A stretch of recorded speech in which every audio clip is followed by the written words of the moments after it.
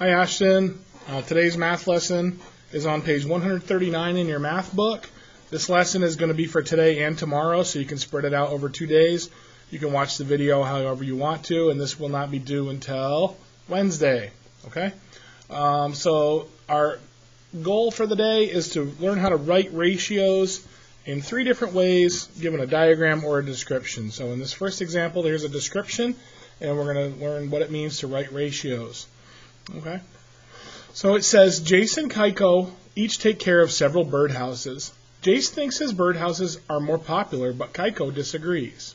They decide to test their conjectures. They both count the number of birds that visit their birdhouses in one afternoon.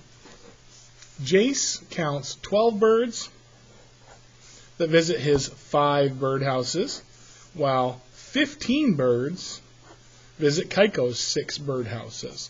Whose birdhouses are more popular?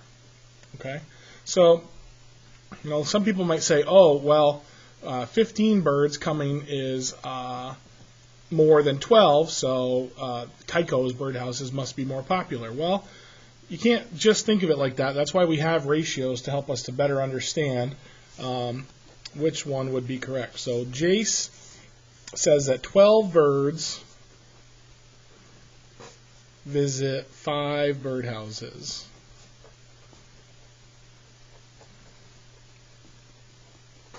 Okay, so one way we can write that is 12 birds visit 5 birdhouses, like that. 12 over 5. Now, we could write that as an equivalent mixed number. So it's an improper fraction right now. Since 5 goes into 12 2 times, we could have 2 and 2 left over of those birds, so that would be 2 and 2/5 as one ratio.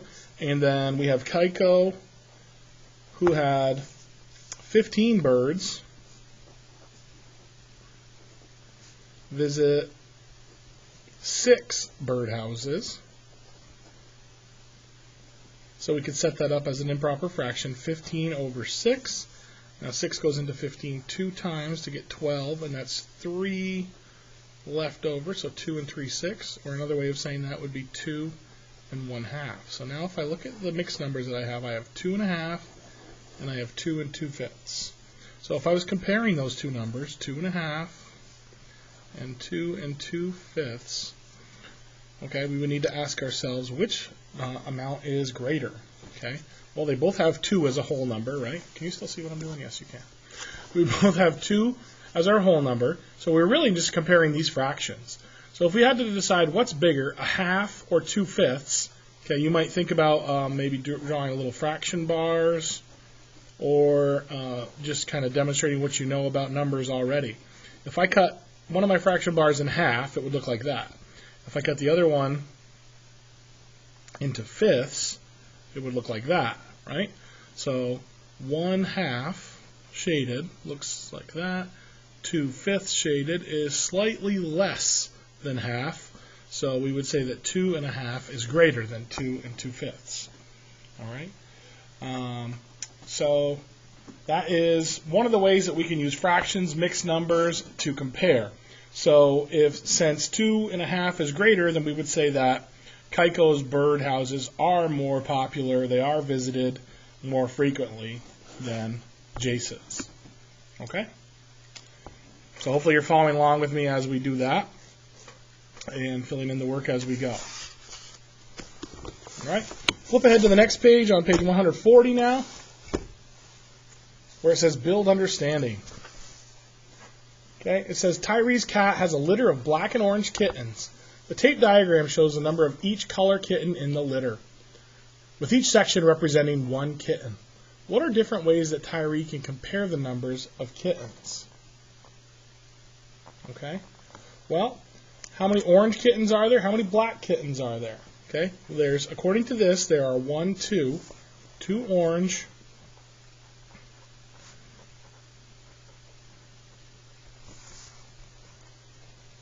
and for every 2 orange kittens there are 4 black kittens.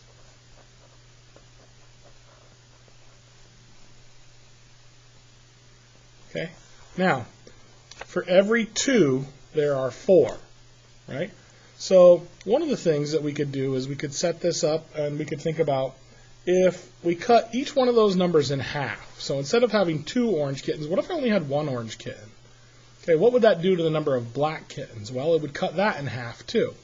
So if I cut the number of orange kittens in half by 1, or by half, I would have 1 left. If I cut the number of black kittens in half, I'm not cutting kittens in half, that's not what I mean, just the amount. Instead of having 4, we would have 2, right? So 2 black kittens. So another way we could say that, we could say for each orange kitten, we could say there are 2 black kittens. Okay? What we're trying to do is just keep the amounts of each animal in what we call in proportion to each other. So they're increasing or decreasing by the same scale. Okay? B says, how does the number of orange kittens compare to the total number of kittens in the litter? Write the comparison beginning with for every. So if I say for every, now, so we have 2 orange kittens, right? So for every 2 orange kittens, now we're not just looking at the difference between black and orange, now we're looking at the total amount. So for every 2 orange kittens, when there's 2 orange kittens, how many kittens are there total? Well, there's 2, 3, 4, 5, 6. For every 2 orange kittens, there are 6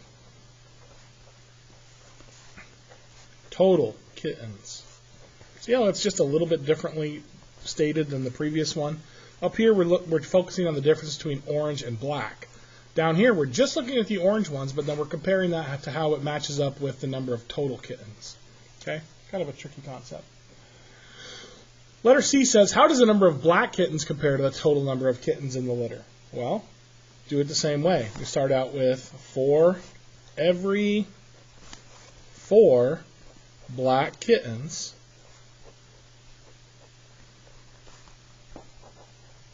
there are 6 total kittens.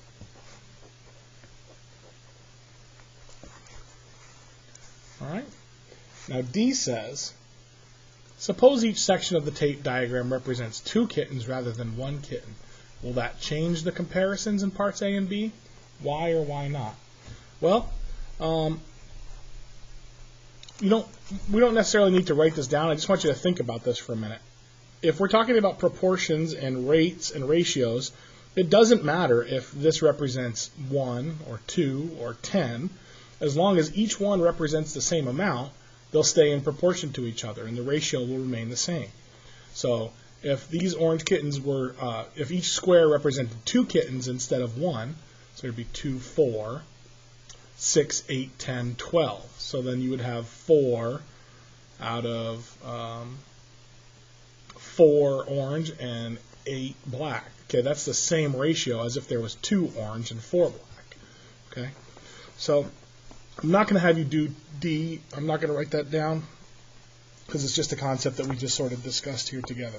Okay. Now, over on page 141, they're going to get into a little bit more of the way that we write ratios. So it says a ratio can be written in several different ways. And a ratio is just a comparison. Okay, you look here in this vocabulary box here. A ratio is a comparison of 2 quantities by division. A to B, A over B, or A to B, where B is not equal to 0. Okay, that last part is a little bit tricky, but it's just a comparison that can either be written side by side, using the word to, side by side using a colon, or written as a fraction. Okay? Now, a ratio can compare to a part to a part to a whole, or the whole to a part. So basically what that means is it can be written as an improper fraction, as a regular fraction. That does not matter. The order doesn't matter. It just depends on what the question and what the words are stating as to which way you would write it. Okay. Aaron is making a quilt for a craft fair. The quilt is made with 4 different fabric colors as shown in the picture. complete the tape diagram to model the ratio of the number of blue squares to the number of white squares in the quilt. Okay? So it says complete the tape diagram to model the ratio of the number of blue squares to the number of white squares in the quilt. Now, they don't say anything about the size of the squares. That's not what they're asking us for in this particular problem. They just want to know about the number of each squares. So I see 1, 2, 3 blue squares, so I'm going to shade in 3 squares, 3 rectangles in my tape diagram, 1, 2, 3. And I'm comparing the blue squares to the white squares. So I count 1, 2, 3. So for every 3, there are 1, 2, 3, 4, 5 white squares. So it's a 3 to 5 ratio. And the 3 to 5 ratio can be written in these 3 ways that I just showed you. 3 to 5, 3 colon 5, or 3 over 5. And what we're saying is, for every 3 blue squares, there are 5 white squares. Okay?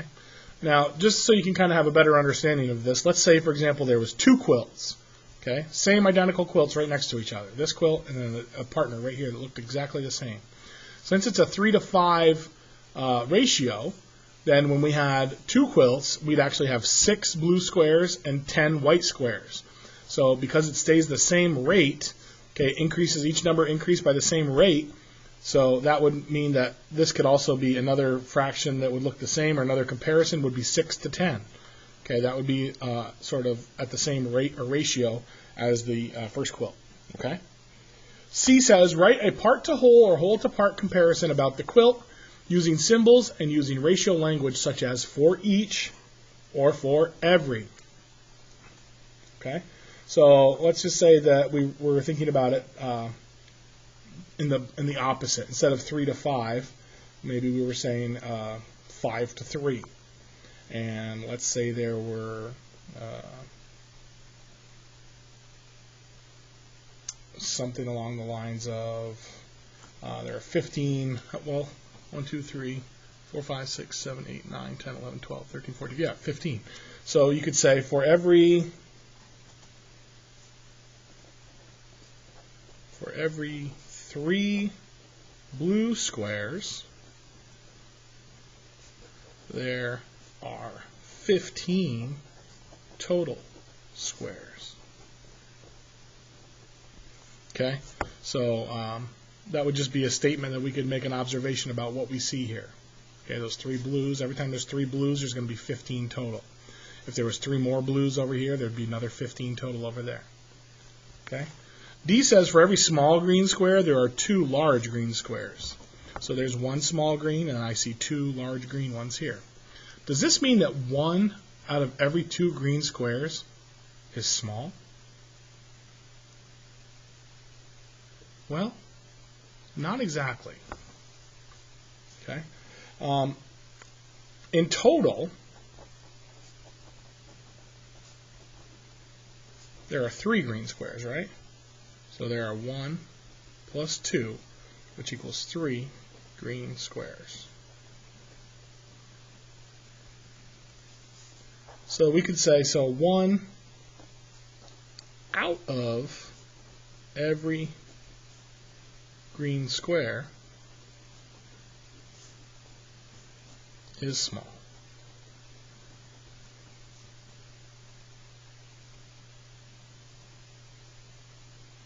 Okay? All right, down at the bottom now, it's checking our understanding.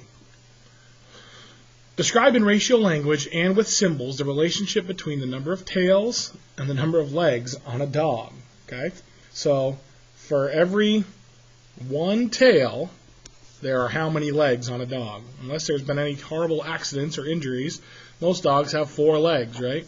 So for every 1 tail, there are 4 legs. Okay? So you could say something like, you could write it like that. You could also say for every tail on a dog, there are 4 legs. Okay?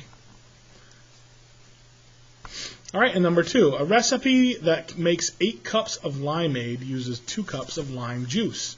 Describe the related ratio 2 to 8 using ratio language. Does the ratio involve only parts, or does it involve a part and the whole? Okay. Well, I can tell you right now, it's going to involve the part and the whole. It does. Okay. So we might say something like, for every 2 cups of lime juice,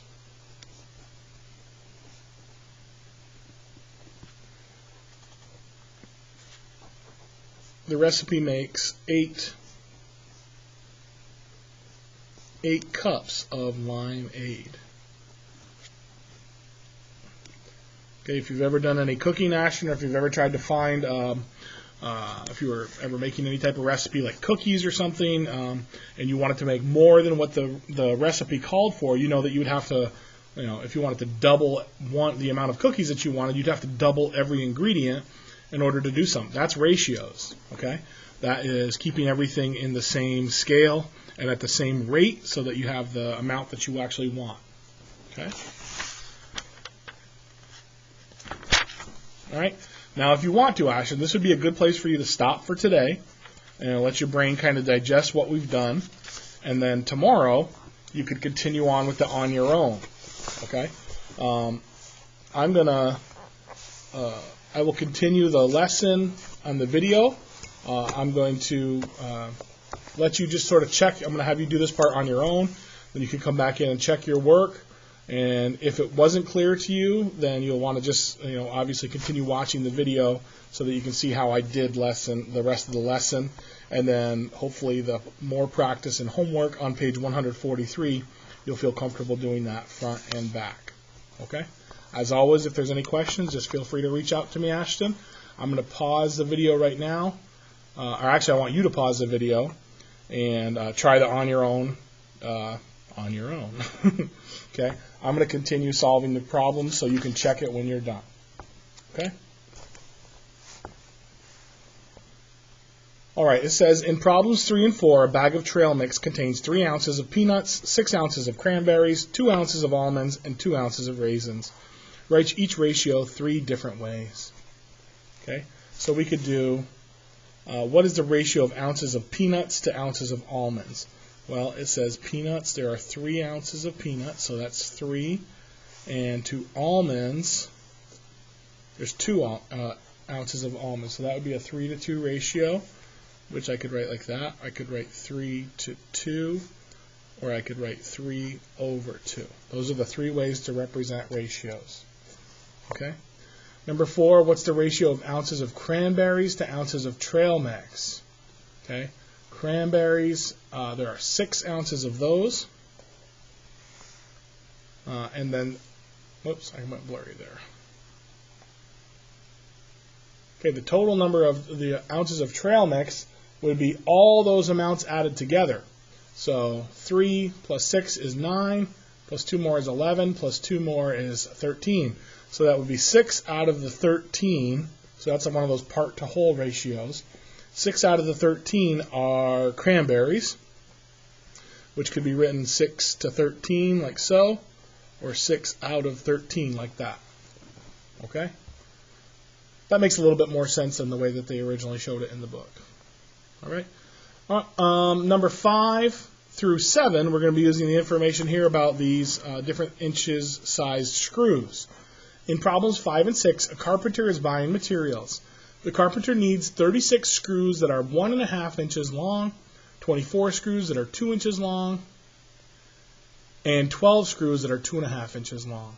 Write each ratio in 3 different ways. So they want to know, what is the ratio of 1.5 inch screws to 2.5 inch screws?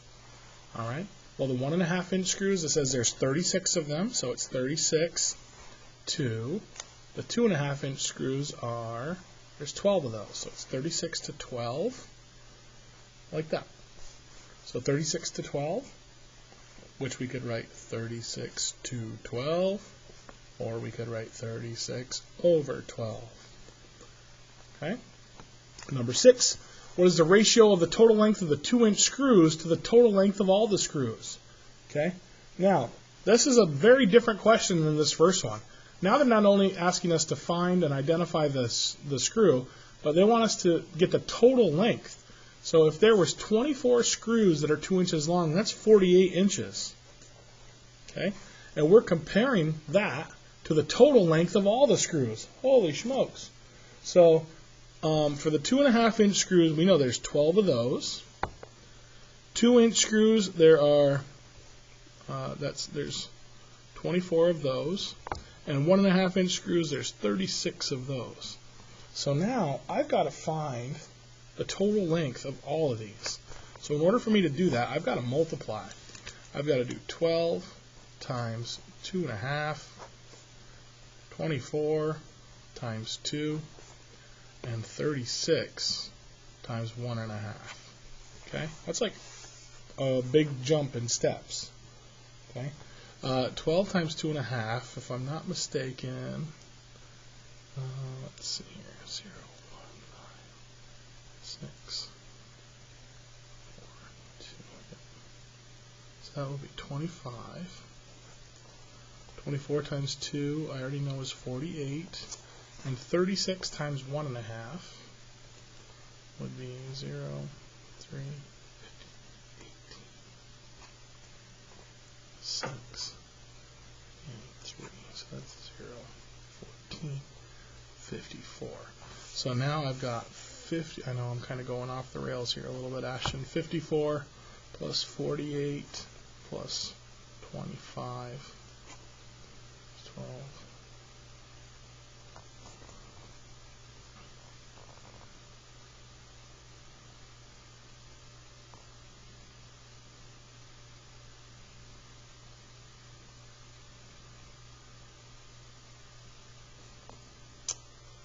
Nine, 17, 127. Is that right? Something's not right. Did I do this right? 36 that are 1.5, 24 that are 2. You probably caught my mistake before I did, Ashton. When I added 12 times 2.5 here, I should have said 6 plus 4 is 10 and 3, so that should be 30 there. So now I'm adding not 25, but 30. Let's try this again. 54 plus 48 plus 30 is 132. Wow. Okay, so that's a lot of work for just this one simple problem here, but our ratio now is 48 to 132. Okay, or we could write it 48 to 132, or 48 over 132. Okay, those are some big time steps, Ashton. Don't feel bad if that was not clear and apparent to you right off the bat. Okay, just sort of take your cues from what I did there and try to follow along. Okay. Number 7, it says Alfred mixes 1 part cleanser with 3 parts water to make a cleaning solution. Alfred says that the ratio of cleaning solution to cleanser is 3 to 1. Is he correct? Why or why not? The ratio of cleaning solution, okay, so it says to cleanser is 3.1. So the cleanser, he used 1 part of cleanser, and then he added 3 parts of water. Well, to me, that means that he made 4 ounces of his cleaning solution, and he only used 1 part of the cleaner. So that's 4 to 1, not 3 to 1. Okay? And don't worry about number 8. We'll leave that blank for now. Okay? So, Ashton, I want you to try page 143 on your own, using what we did in the previous lesson from yesterday, and practice on your own and submit to me. Okay, the one thing I just am noticing as I'm looking at this is make sure that you're reading the questions carefully and filling in the boxes in the correct way. Okay, and make sure you're using your table over here to help you answer the questions here. Okay, and then there's test prep on the back that I want you to complete as well. All right, Ashton, good luck. Remember, this is not due until Wednesday, so take your time, do a good job, and I'll check back in with you later.